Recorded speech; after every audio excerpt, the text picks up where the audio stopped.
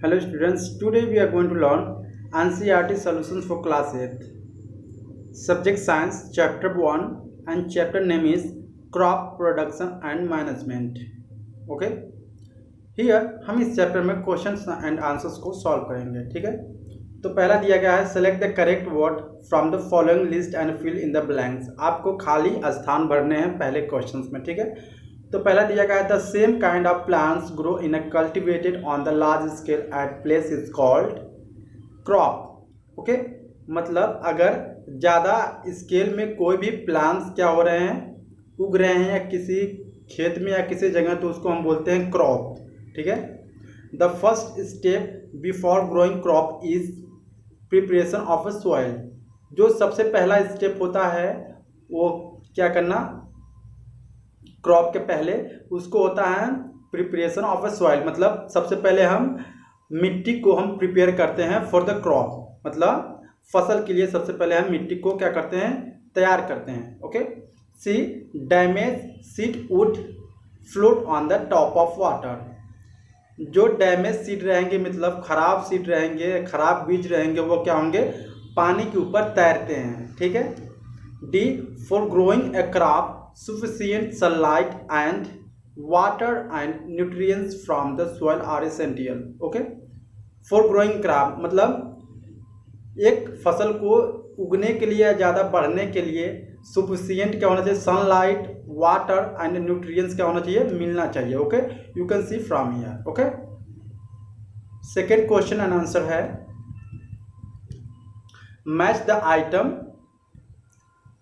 Match item in column A with this in column B. ठीक है, आपको matching कराना है. ठीक है, तो पहला खरीफ क्रॉप्स क्या होते हैं, kharif crop we will match to the paddy and maize. ठीक है, खरीफ क्रॉप्स क्या क्या होते हैं, पैडी मीन्स धान होती है, मेज मीन्स मक्का. ठीक है, खरीफ क्रॉप्स धान और मक्का होते हैं. ठीक है, रबी क्रॉप्स क्या होते हैं, rabi crops wheat gram and pea means rabi crops गेहूं, ठीक है, चना, मटर, ये सब होते हैं रबी क्रॉप्स. ओके, हम इसको इससे मैच करा देंगे. ओके, केमिकल फर्टिलाइजर क्या होते हैं, urea and super phosphate. Urea and super phosphate is the chemical fertiliser, मतलब केमिकल खाद हैं. ठीक है, फोर्थ ऑर्गेनिक मैन्यूर, मतलब ऑर्गेनिक खाद कौन कौन से हैं, एनिमल एक्सरेटा, ठीक है, excreta, cow dung, urine and plant waste. Okay, ये सब क्या है, ऑर्गेनिक मेन्यूर है. ठीक है, give two example of each. Kharif crops, rabi crops. Kharif crop क्या होते हैं, पैडी एंड मेज होते हैं. खरीफ क्रॉप मतलब धान और मक्के होते हैं. रबी क्रॉप्स में क्या क्या होते हैं, रबी क्रॉप्स में व्हीट एंड पी होते हैं, मतलब गेहूं और मटर होते हैं. Okay, question number 4, write a paragraph in your own words on each of the following. Preparation of a soil, sowings, weedings, threshings. Preparation of soils क्या होते हैं, preparation of soil is the first step in agriculture. Preparation of soil is done of loosen the soil which is essential for the root penetration into the soil. This allowed the root breath easily. Okay, मतलब सबसे पहले हम क्या करते हैं, soil को preparation करते हैं जब भी हमें क्रॉप लगाना होता है या क्रॉप तैयार करना होता है. Okay, loosening of soil allow growth of earthworm and micro organism. Okay, soil को जब हम उलटते हैं, पलटते हैं, तो उसमें से क्या निकलते हैं, अर्थवर्म निकलते हैं. ठीक है, माइक्रो ऑर्गेनिज्म निकलते हैं जो कि हेल्प करते हैं उस क्रॉप को बढ़ने के लिए या उस क्रॉप को ग्रोथ करने के लिए. ठीक है, loosening the soil also bring nutrients rich soils to the top layer of the essential for the growth of plants. और जब हम क्या करते हैं, सोयल को क्या करते हैं, लाते हैं, मतलब उनको प्रिपेयर करते हैं, तो उसमें कुछ न्यूट्रिएंट्स भी आते हैं ऊपर से. ठीक है, और वो काफ़ी एसेंशियल होते हैं ग्रोथ ऑफ प्लांट्स के लिए. ठीक है, सोइंग क्या होता है, sowing is important process in the crop productions. First healthy seeds are select before sowings. Sowings means बीज लगाना. ठीक है, अगर आप कोई भी बीज लगाना जा रहे हैं तो क्या होगा, सबसे पहले आपको सेलेक्ट करने होंगे अच्छे से सीड्स. ठीक है, after selecting healthy seeds sowing is done by other traditional method by using equipment seed drills. Okay, इसके बाद अच्छे हम देख कर क्या करते हैं, अच्छे बीज को देखकर हम उसको बुआई करा देते हैं। ओके। वीडिंग क्या होता है? Removal of unnecessary plants from the field is called weeding. मतलब अननेसेसरी प्लांट्स मतलब जो हम क्रॉप लगा रहे हैं, अगर उसके अलावा कोई भी प्लांट्स है, अननेसेसरी प्लांट्स हैं, तो उसको हम क्या करेंगे? वीडिंग, यानी हम उसको क्या करेंगे? निकाल देंगे उस खेत से, क्योंकि वो क्या है, वो हमारे लिए इसेंशियल नहीं है वो, और जो हम क्रॉप लगा रहे हैं उसको भी खराब कर देगा। Weeds complete with the crop plants for the nutrients and water, this will reduce the yield of the desired crop. ये क्या कहती है? जो अगर अननेसेसरी प्लांट्स होंगे किसी भी खेत में, तो क्या करेंगे? वो क्रॉप की ग्रोथ को क्या करेंगे? कम कर देंगे। ठीक है। Weeds also interfere while harvesting and help get mixed with crop. ठीक है। Some weeds are poisonous are to animals and humans. कुछ ऐसे भी वीड्स होते हैं, ठीक है, घास होते हैं, वो काफ़ी पॉइजनस होते हैं जानवरों के लिए भी और ह्यूमन के लिए भी। Tilling is a common method is the helps removal of weeds before sowing crops. ठीक है। Manual method like physical removal of plants are used to removal weeds. ठीक है।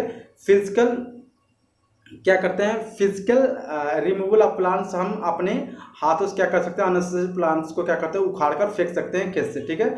Medicines are spread to get weeds. ठीक है। Medicines का use करके भी हम क्या करते हैं? अननेसेसरी प्लांट्स को हटा सकते हैं, जैसे केमिकल के थ्रू। ठीक है। घास पात या घास पतवार को हटा सकते हैं खेत में। ठीक है। बट दिस मेथड में effect that health of the farmers. ठीक है, because the chemical use to medicine. ठीक है। ये क्या कर सकता है? फार्मर का हेल्थ को खराब कर सकता है। ठीक है, क्योंकि उसमें काफ़ी केमिकल्स होते हैं। ठीक है। Deep process of separating chaff from the crop is known as threshing. Threshing क्या होता है? Processing of separating chaff from the crop is known as threshing. जो हम किसी भी क्या करते हैं? क्रॉप को अलग करते हैं, तो इसको थ्रेसिंग बोलते हैं। Threshing is carried out machine called combine.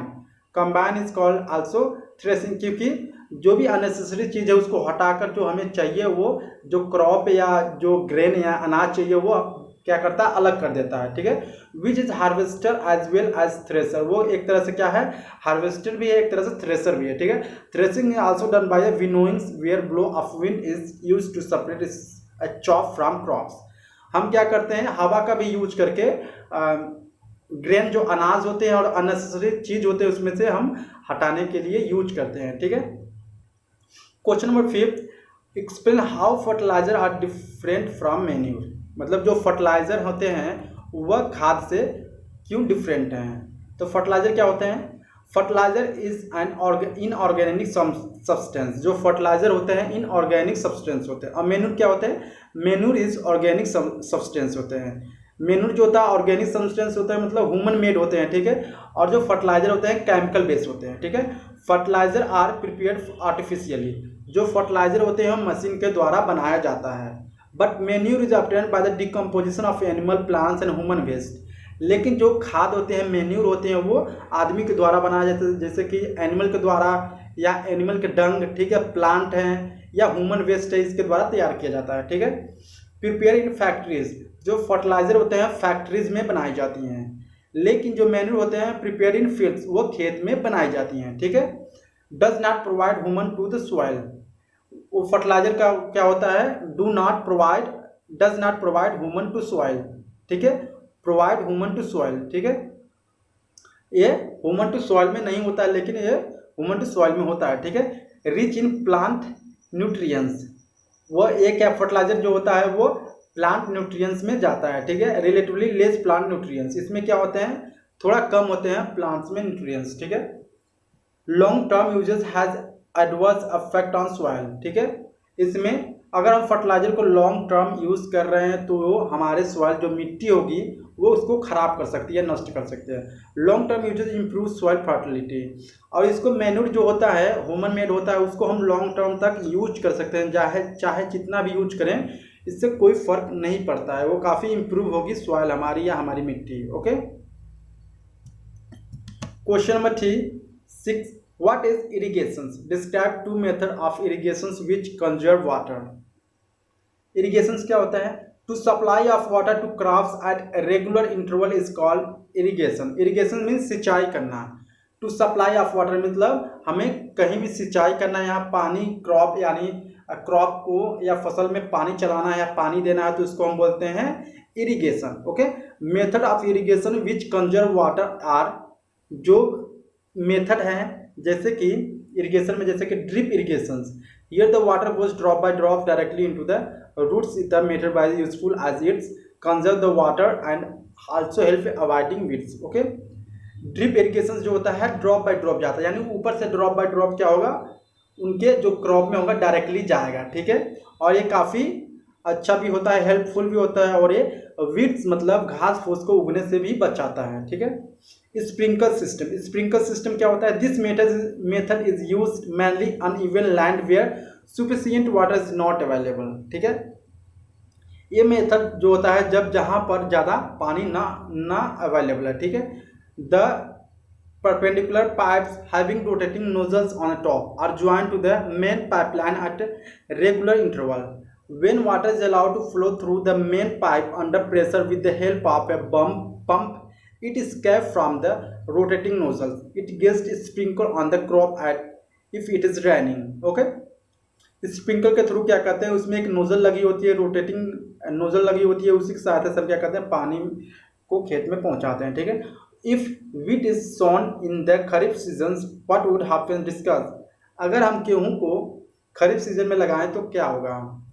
Solution, wheat crops may get destroyed sown is kharif season because the unfavourable temperature. Okay, ये फसल खराब हो जाएगी क्योंकि उस समय काफ़ी टेम्परेचर ज़्यादा रहेगी, और जो खरीफ क्रॉप्स है उसको ज़्यादा टेम्परेचर नहीं रहना चाहिए। ठीक है, pests and adaptable conditions for the plants to grow, kharif comes during rainy season and it is not a wise idea to grow wheat in the kharif season.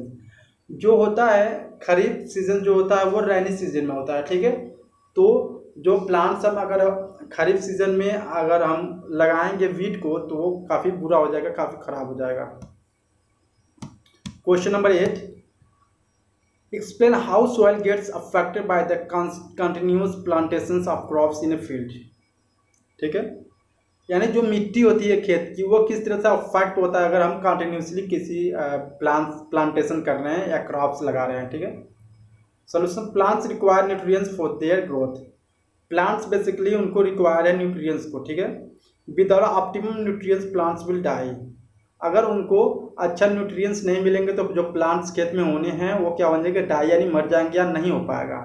Continuous plantation of crops result in depletions of certain nutrients like nitrogen, phosphorus, potassium, etc. ठीक है, this result in the decrease of yield due to the loss of nutrients and there should be gap between crops in order to get good yield. Okay, अगर हम हमेशा क्या कर रहे हैं, उसी एक ही मिट्टी पर प्लांटेशन कर रहे हैं या क्रॉप लगा रहे हैं तो क्या होगा, वह न्यूट्रिएंट्स को कम कर देगा और जो वहाँ पर ग्रोथ होने की क्षमता होगी पौधे की वो कम हो जाएगी। Okay, what are weeds, how can we control them, मतलब वीड्स क्या होते हैं, उसको हम कंट्रोल किस तरह कर सकते हैं। In a field many other undesirable plants may grow naturally along with the crop, this undesirable plants are called weeds. ठीक है, हम किसी भी क्रॉप्स को लगा रहे हैं, अगर उसके साथ कोई और दूसरा प्लांट्स जो है उग जा रहा है या हो जा रहा है या ग्रो हो जा रहा है, ठीक है, तो हम उसे वीड्स कहते हैं। ठीक है, weeds can be control by method called as वीडिंग्स,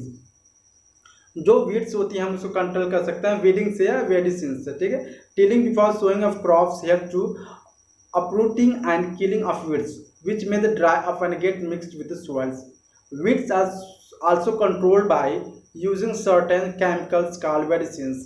हम इसको वीड्स को कंट्रोल कर सकते हैं बाय यूजिंग केमिकल का यूज करके वीड्स को क्या कर सकते हैं, कंट्रोल कर सकते हैं। ठीक है, arrange the following boxes in a proper order to make a flow chart of sugarcane crop productions.